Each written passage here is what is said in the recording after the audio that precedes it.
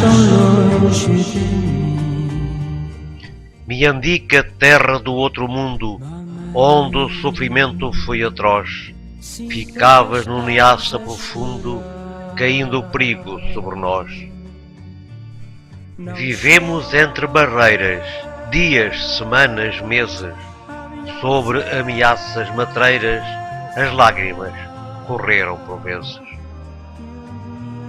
Parece que foi agora, mas já foi ontem, talvez mais, o dia em que fomos embora e deixámos lágrimas no cais. Em terra, desordenadamente, os lenços esvoaçando em nossa direção. Era tanta, tanta, tanta gente chamando por nós, mas em vão. Eram noivas, esposas, irmãos e pais, irmanados no mesmo sentimento, gritando para o navio já afastado do cais, que Deus vos acompanhe sem sofrimento.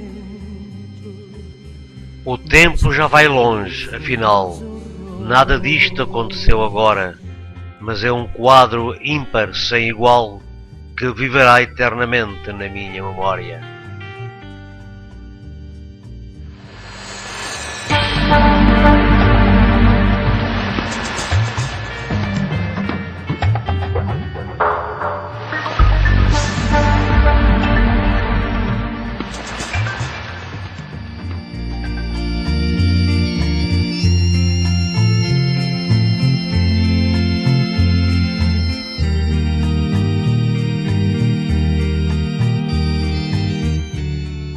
Esta despretensiosa reportagem que nos propusemos levar a cabo foi idealizada com o objetivo único de homenagear os camaradas de todas as unidades militares que pisaram aquele chão de inferno que foi Miandica.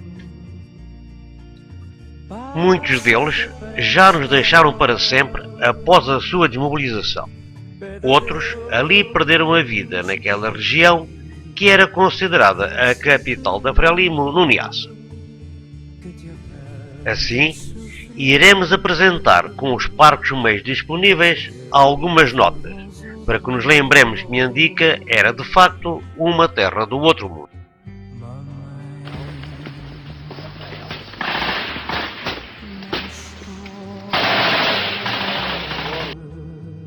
A Companhia de Cavalaria 754, vulgarmente conhecida por Sete Espadas, foi a primeira unidade a operar na zona de Miandica, tendo sido ali bastante fustigada pelo inimigo e provocou algumas baixas, as quais, como era prática comum no início da guerra, foram sepultadas no próprio local.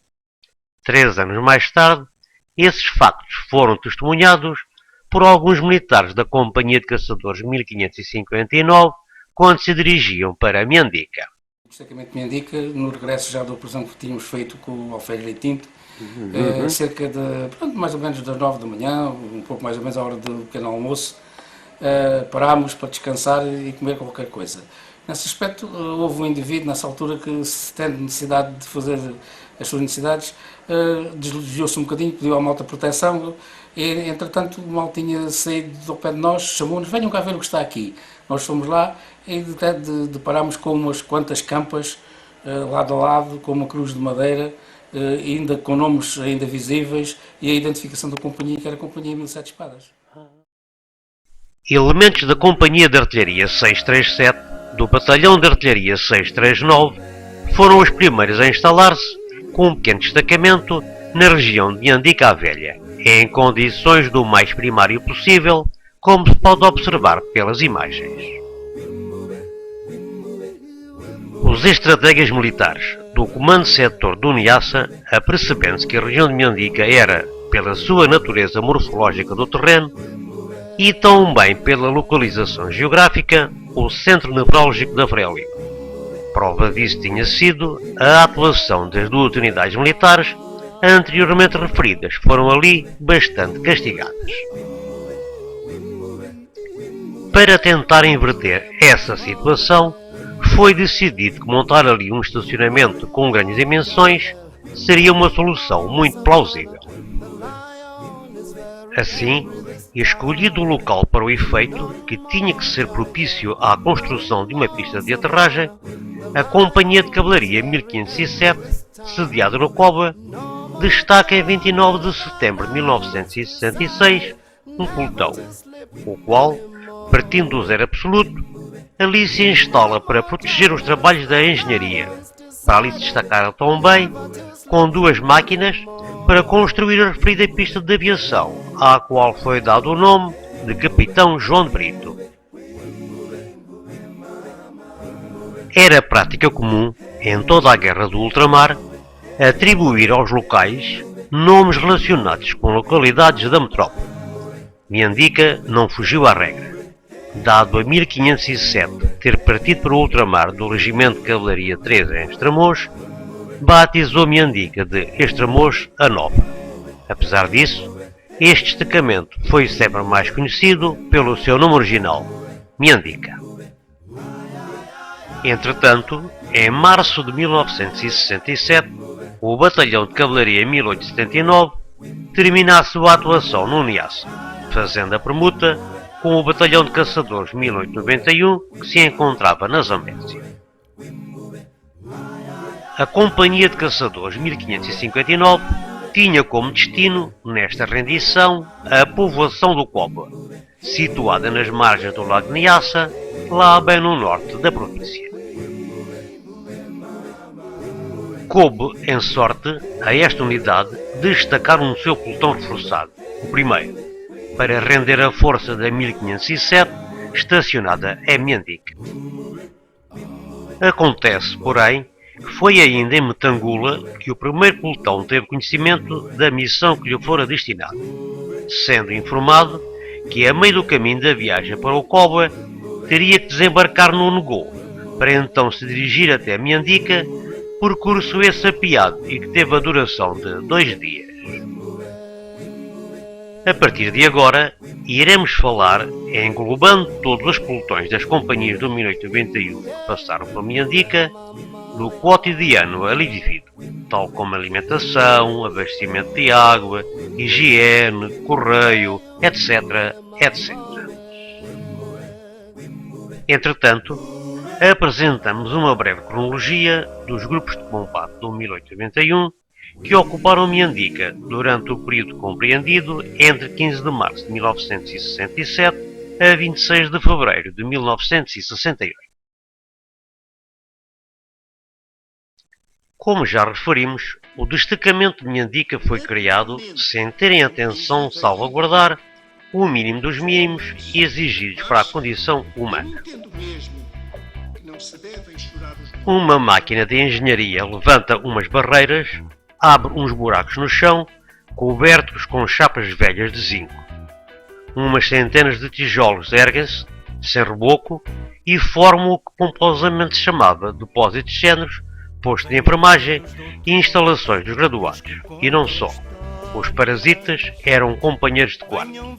As imagens avivam-nos a memória. Sem querer buscar glórias, anda a ver, meu irmão, os que tombam no chão, frente à morte na luta pela vida. A alimentação estava, de igual modo, no nosso tempo, condizente com as condições de habitabilidade. Dependia totalmente do abastecimento aéreo, que por vezes tardava. Venham ver como é que se luta com fé, frente à morte na luta pela vida.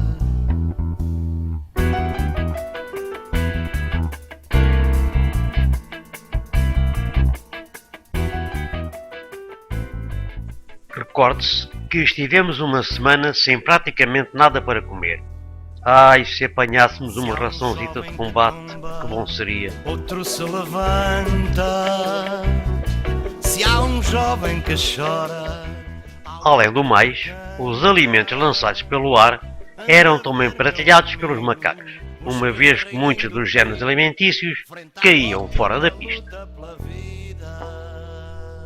Pelo perigo de que se revestia a ida à água e à lenha, era sempre feita debaixo de grande tensão, embora as imagens não o demonstrem.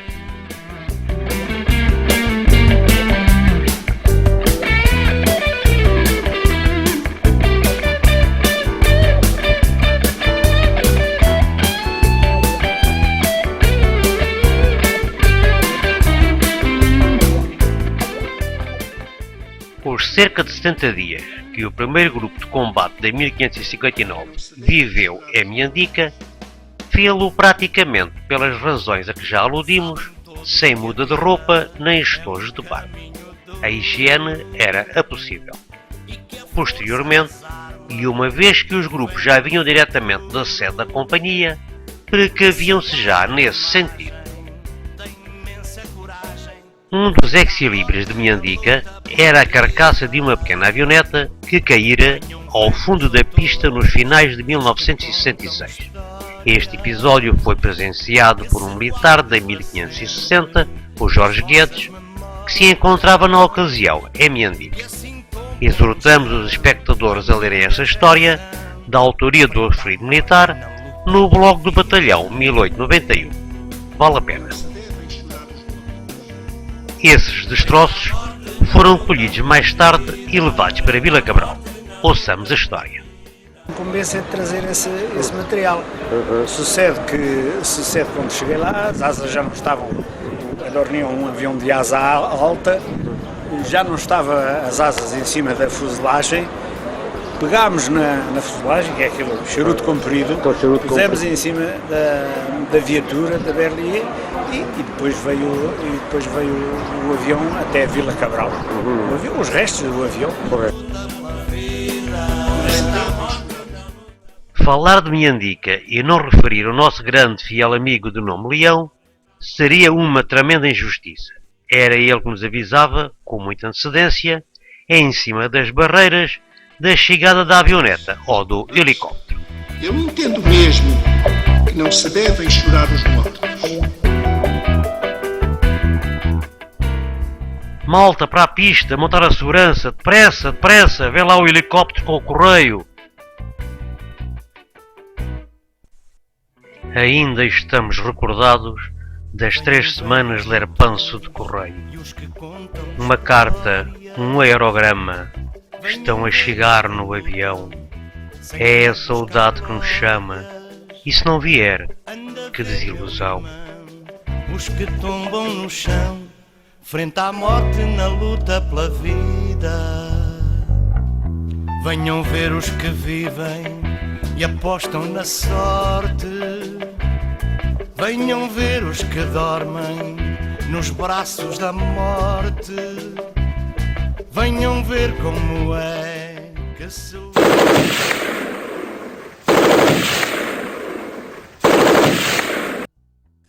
Em 8 de maio de 1967, uma secção do primeiro grupo de combate da 59, que se encontrava na pista a prestar segurança às máquinas de engenharia, foi violentamente atacada. Ouvi algumas balas passarem perto de mim, se longe se perto, não sei. E que tinha uma metralhadora a trabalhar mesmo para a nossa entrada, apontada para a entrada. E não podíamos entrar, tanto nós como as máquinas. Sim. Até que o nosso amigo marinheiro, o nosso bazuqueiro, ele atirou uma bazucada e pronto, tudo se calou. E assim conseguimos entrar para dentro, porque se não fosse a bazucada do marinheiro, nós para entrar para dentro era um problema.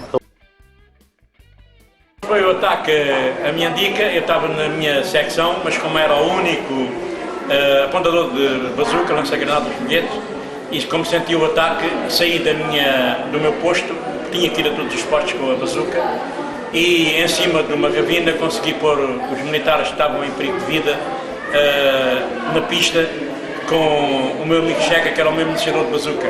Simplesmente o meu amigo Checa, como era um indivíduo às direitas ou à esquerda, meteu a primeira granada e piscou-se. Tive de desmachar a bazuca por 2 vezes e limpá-la com a minha própria camisa.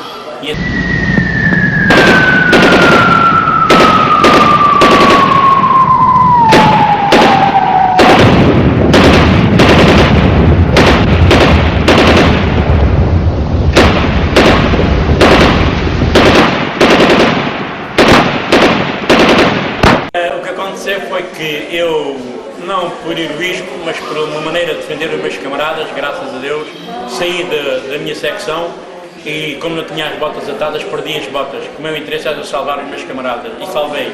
O meu amigo Manuel Pedro Dias, com muita consideração tenho por ele, veio atrás de mim e encontrou as minhas botas. Qual foi o meu espanto, no qual fiquei muito orgulhoso, quando o meu amigo Manuel Pedro Dias chegou ao pé de mim a chorar, abraçado a mim e pensar que eu tinha morrido.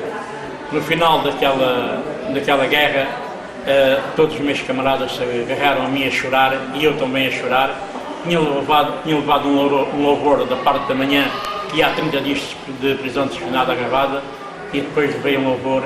Eu, para mim, acho que foi bem merecido, consegui pôr os meus camaradas cá dentro, lá dentro do acampamento, sem ver feridos nem mortos. E o meu amigo Manuel Pedro Dias chorava e via as balas a baterem ao pé dos meus pés. Tenho dito. Em 18 de maio de 1967, e aproveitando a rendição do primeiro pelo terceiro grupo de combate para dissimular o inimigo, foi efetuada a nível de companhia uma operação de grande envergadura, designada por Novo Rumo à base do Mpox.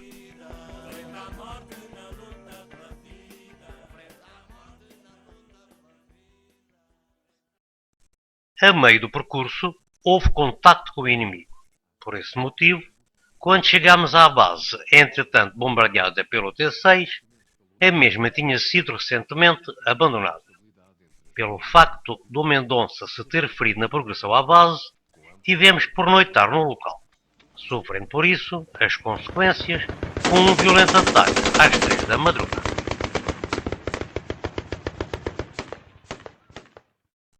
Entretanto, e 3 horas após termos deixado Miandica, a Frelimo atacou a força ali acabada de estacionar, com grande potencial de fogo, não causando, felizmente, estragos de maior. No dia seguinte, voltou de novo à carga, também sem consequências. Estávamos nós ainda a arrumar as trouxas, estávamos a pôr o armamento, as espingardas, a nomear as seguranças, os sentinelas, quando de um momento para o outro foi uma chuva de morteiradas, granadas, era tudo aqui por todo lado, que a gente não estava habituado àquele banho de sangue. Aquilo foi terrível, mas a malta reagiu bem. Há um caso muito especial que eu digo com toda a honestidade e que ainda hoje me recordo. Foi o caso do Alfaiate. Alfaiate foi um verdadeiro herói. Foi o Duarte, foi o Penafiel e ainda lá houve um outro moço. E o Aníbal também teve um papel preponderante. O Aníbal. O Aníbal foi daqueles que subiu para a máquina que estava na pista e de um lado, outro do outro, salvaram-se todos, protegeram-se todos e felizmente não tivemos nem um único ferido. O Aníbal, quando se deu o ataque? A 17 de julho de 1967, é a vez do 4º pelotão da 59 render a força ali estacionada. Este pelotão, durante a sua permanência no estacionamento, não foi incomodado pela Frelimo. Aconteceu, porém, que se apresentou ali um militar das nossas tropas, da guarnição normal da província, que tinha sido raptado pelo inimigo em 1965. Este militar, perto de Miandica, conseguiu eludir a vigilância dos guardas e fugir. Em 22 de setembro de 1967, realizou-se a Operação Caravana 1, que tinha como objetivo reabastecer Miandica. A coluna, formada em Nova Coimbra, poucas horas após a partida e antes de chegar ao Lunho, uma viatura Mercedes aciona uma mina anticarro, resultando deste acidente um morto e 17 feridos. Turra das minas, pequeno e traquinas, lá vai na picada. E a malta escondida, na mata batida, monta emboscada. O Turra passou e a malta esperou, já toda estafada. Não o viu passar e a Berlier sempre foi estourada. Ó Turra das minas, tua vida agora é pôr as marmitas pela picada fora. Ó Turra das minas, tua abençoa por léguas e léguas aqui no Niassa, onde a guerra é com... A meio da manhã do dia seguinte, entre o Lunho e Miandica, nova mina é acionada, desta feita por uma Berlier, conduzida pelo Marquês Uniza. Felizmente não houve feridos a lamentar. Finalmente chegamos a Miandica. Foi também aproveitada a oportunidade desta coluna para a troca de pelotões, cabendo agora a 1558 destacar os seus elementos. O pelotão do Alferes Monteiro, que ali permaneceu 40 dias, tal como o seu antecessor, não teve contacto com o inimigo. Ser paraquedista sem tirar um curso, a isso é que não.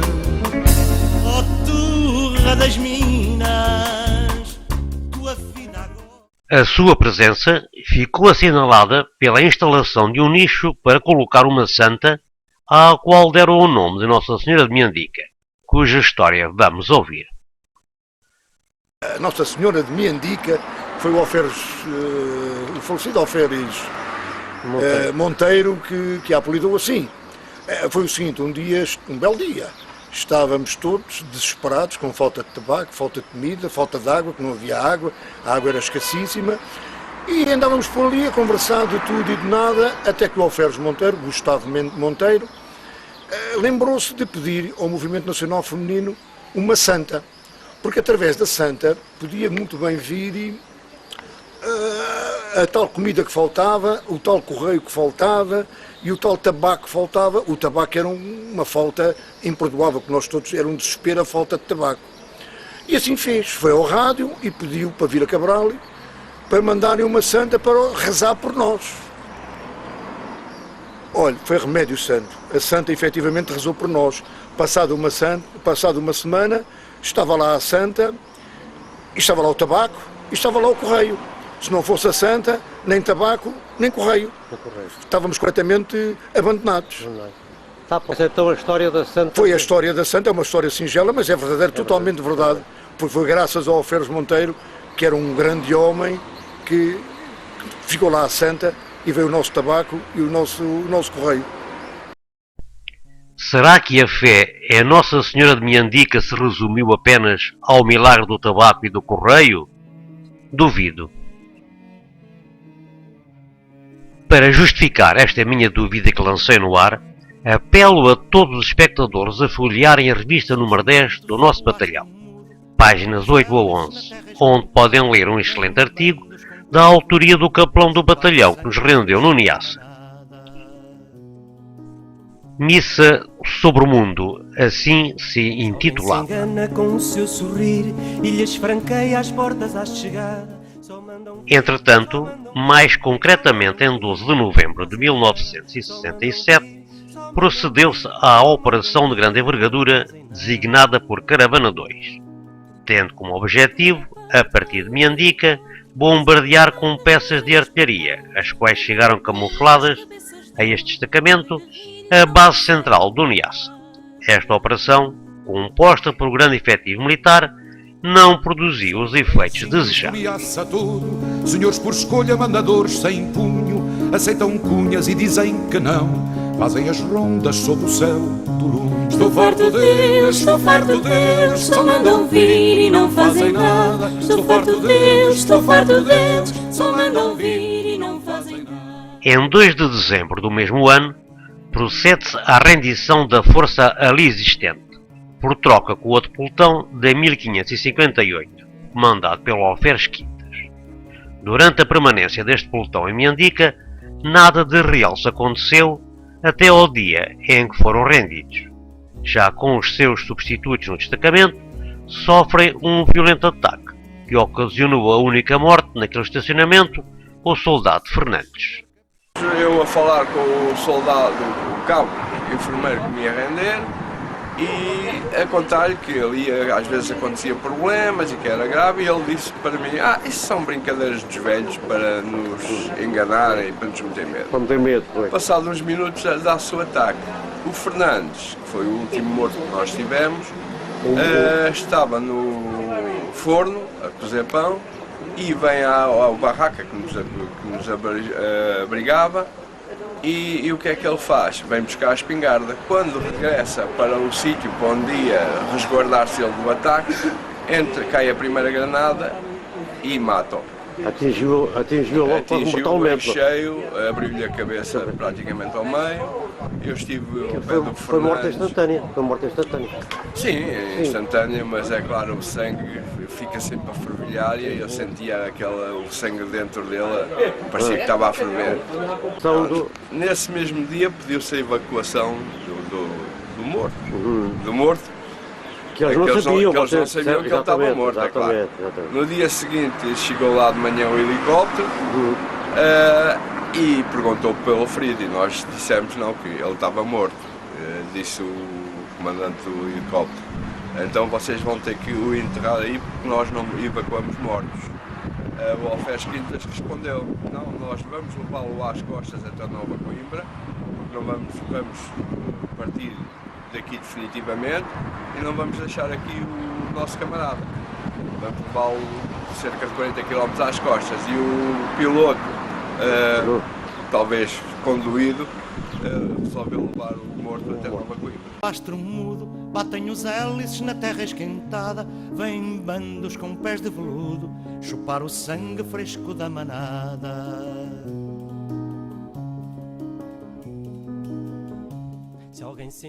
É com estas imagens da picada que liga Metangula a Nova Coimbra, bordejando o majestoso Lago Niassa e captadas em 2004 pelo autor desta reportagem, que o Batalhão de Caçadores 1891 dá por terminada, no início do mês de março de 1968, a sua missão no Niassa, regressando de novo à Zambésia. Que da guerrilha não percebem nada. São os reizinhos do Niassa todo, senhores por escolha, mandadores sem punho, aceitam cunhas e dizem que não. Fazem as... Enquanto o 1891 se deslocava para o seu novo destino, já um pelotão da Companhia de Artilharia 2325 do Batalhão de Artilharia 2838 se encontrava instalado em Miandica. Aquela companhia, inicialmente ocupando o Coba, foi transferida mais tarde para o Louro.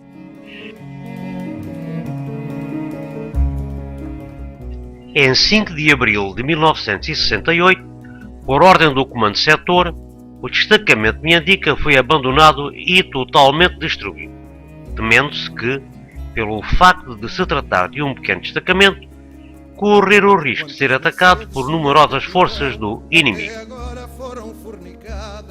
Entretanto, o pelotão ali existente trouxe consigo para o Lunho Nossa Senhora de Miandica, onde, naquele destacamento, foi erguida uma capela designada por Capela dos Bidões para expor em altar a sua santa.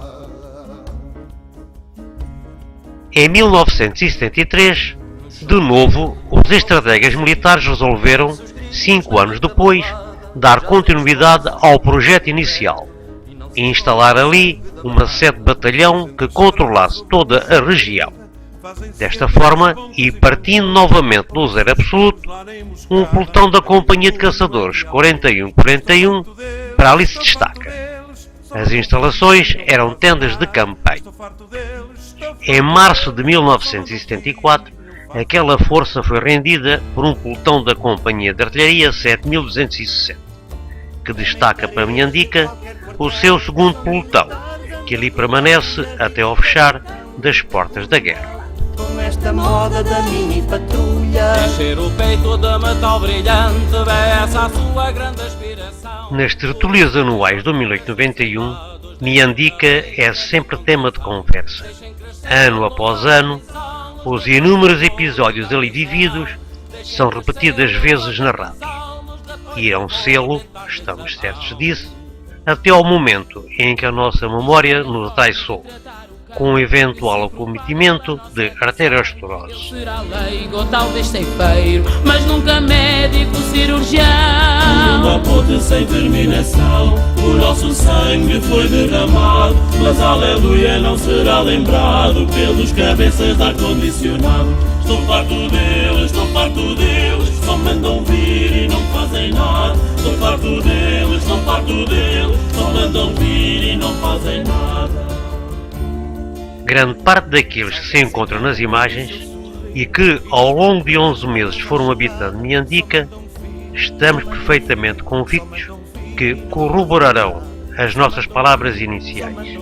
Miandica foi, na verdade, uma terra do outro mundo. Eles só mandam vir e não fazem nada. Sou farto deles, só mandam vir e não fazem nada. Sou farto deles,